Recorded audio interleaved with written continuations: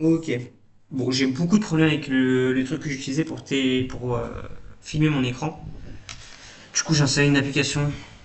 C'est OBS pour me filmer. Donc, j'ai vu que ça fonctionnait. Donc, voilà. Ok, donc là, c'est une petite vidéo pour te présenter vite fait la calculatrice. Donc, c'est un peu la suite des vocaux. Ça va être très rapide. Donc, actuellement, il y a vraiment juste ça. Ok. Et pourtant, j'en suis fier. En gros. Il n'y a pas grand chose actuellement pour l'instant. Ok. Donc, qu'est-ce que ça peut faire en termes de fonctionnalité? Donc, c'est un peu calculatrice. Donc, là, tu as l'écran et là, tu as les boutons. Pour l'instant, c'est vraiment que ça. Du coup, je peux écrire, ça s'affiche à l'écran comme tu vois. Un calcul, par exemple. Mais, il n'y a encore rien comme logique de calcul qui est fait derrière. Il n'y a que la logique des boutons. Et même ça, c'est pas encore complet. Ok. Donc, par exemple, quand j'appuie sur égal, ça met pas la réponse pour l'instant. Ça met juste equals, qui est l'ID en fait du truc, du bouton. Mais c'est tout, ça prend juste l'ID quoi. Ok.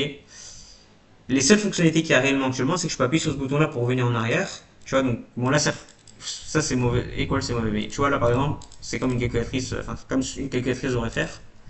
Et je peux aussi appuyer sur C, par exemple, pour tout tirer. Ok. Et C, c'est un autre bouton qui tire, mais dans un autre cas, mais bref. De toute façon, moi, je préfère te faire une démonstration quand ce sera plus complet, dans tous les cas. J'ai pas envie de perdre ton temps maintenant, donc voilà.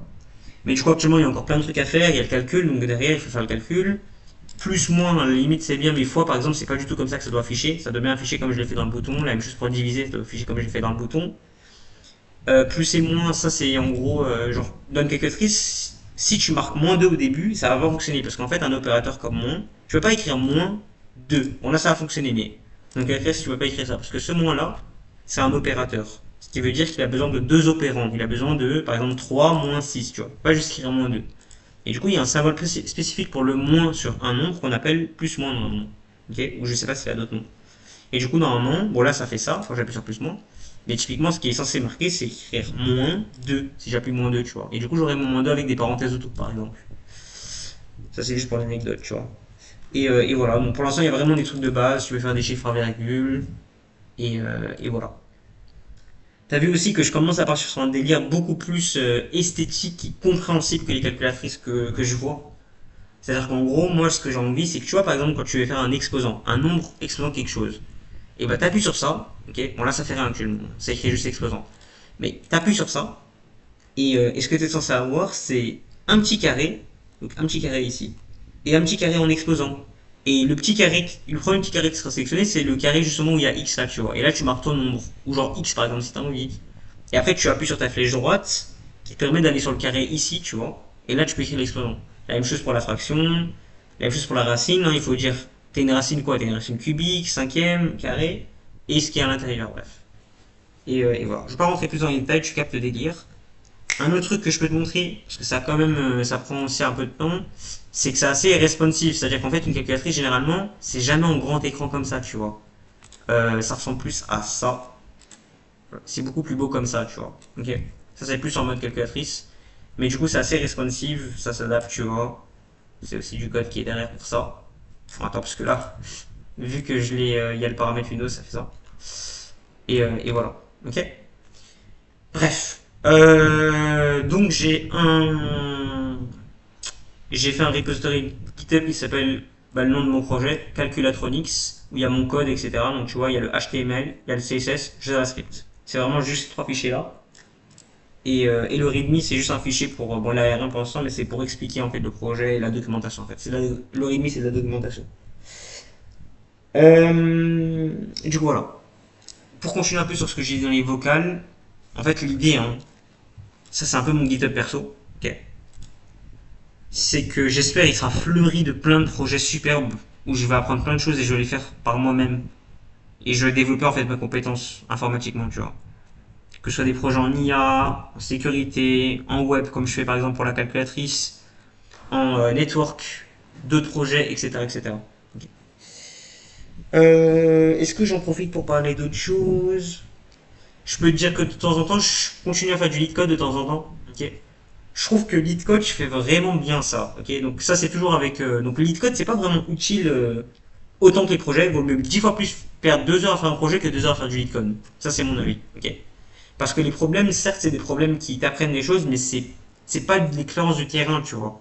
C'est pas en faisant du lead code que si je te demande, ok, implémente-moi un truc de communication, tu sais le faire, tu vois. Ok?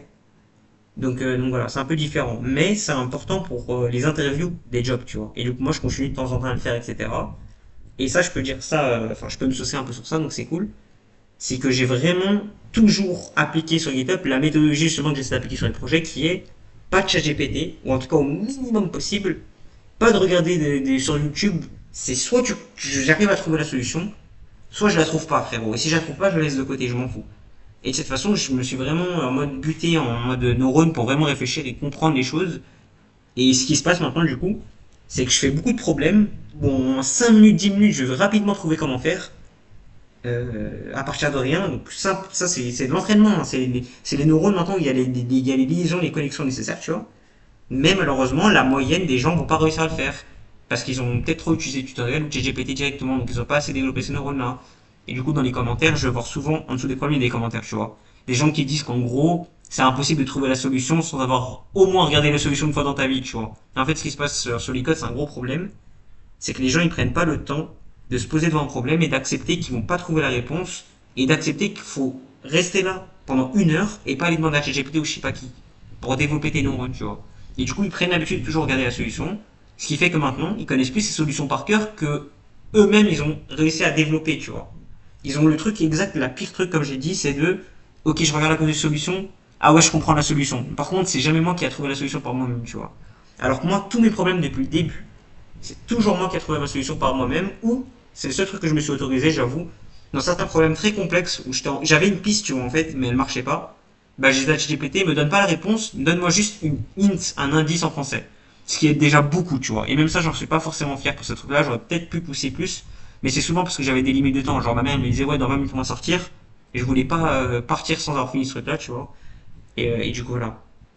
Mais du coup, voilà, ça je continue de temps en temps. Comme je t'ai dit, ça paye en termes de compréhension. Je pense que ça me servira pour les jobs.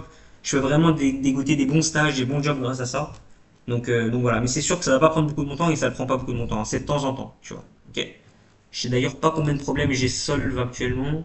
Je sais plus si vous encore faut regarder ça, mais voilà. Bref, je continue avec les trucs, etc. De combien tu fais, etc. T'as capté quoi. Petit à petit faire les problèmes. Il y en a certains que j'ai pas encore fait. Bon, ça je sais déjà c'est quoi, mais faut que je fasse HMAP. Il y a aussi certains qui sont faits, pas tout. Bref, ça avance petit à petit. Je fais aussi d'autres qui sont pas dans cette liste, qui sont plus complexes et qui tombent en interview. Et ça c'est cool. Genre j'ai vu des posts en fait de gens qui disaient ouais j'ai fait une interview pour avoir un job à Google ou avoir un job à Facebook et ils m'ont posé cette question, tu vois. Et j'ai pas réussi à la faire, ok. Ou ils m'ont posé cette question et j'avais de la chance, j'avais déjà vu leur réponse donc je savais comment faire, tu vois. Et du coup, j'étais en mode, ok, bah pour me tester un peu mon niveau, je vais aller faire cette question-là, avec une limite de temps, un peu comme Facebook, tu vois. Mais moi, je vais pas regarder la solution, je vais faire moi de A à Z tout seul, tu vois. Et du coup, j'ai réussi, donc je suis très content, j'en ai fait deux comme ça. Quand j'ai vu deux posts et j'ai fait deux trucs et j'ai réussi, tu vois. Après une réflexion de 15-20 minutes, tu vois. Donc c'est un temps qui est bien. Et en plus, avec une des meilleures solutions possibles, je pense. Donc voilà. C'est un peu pour donner tous les audits niveau projet. Maintenant, comme je t'ai dit, fais tes critiques, positives, négatives, ce que tu veux, c'est toujours bien. Mais comprends vraiment l'essence. Parce qu'en fait, moi je te dis juste un truc, parce que je vois déjà le truc arriver.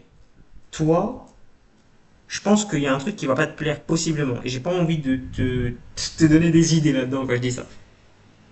C'est que t'es en mode, putain, déjà je suis pas sûr qu'il va faire le travail. Probablement, il y a plus de chances qu'il va, encore une fois, faire des projets non finis, etc. Et au final, il va pas avancer. Et du coup, pour moi, je préfère qu'il va juste sur IA parce que c'est ce qu'on avait défini de base, tu vois. Et c'est le truc plus utile. J'ai pas envie qu'il se casse la tête à faire ça. Mais en même temps, je suis sûr que du coup, de la même façon, tout ce que j'ai compris, ça te paraît très logique et tu comprends genre, la valeur qu'il y a derrière ça, tu vois. Que c'est comme ça qu'il faut pêcher pour devenir enfin, meilleur que 100% des gens, tu vois. Donc voilà, comme j'ai dit, j'accepte de toute façon tes vocaux, c'est toujours utile pour moi. Mais moi surtout, et c'est important, il faut contrôler nos vies, il faut pas laisser les gens, autres personnes contrôler notre vie, c'est la même chose pour toi, faut pas que tu contrôles ma vie. Donc c'est à moi de prendre la décision finale. C'est mes neurones, c'est moi qui décide. Donc voilà. Mais c'est toujours bien d'avoir des conseils et des avis. J'espère qu'il y a le son. J'espère qu'il y a le son. Vas-y, hop, je coupe.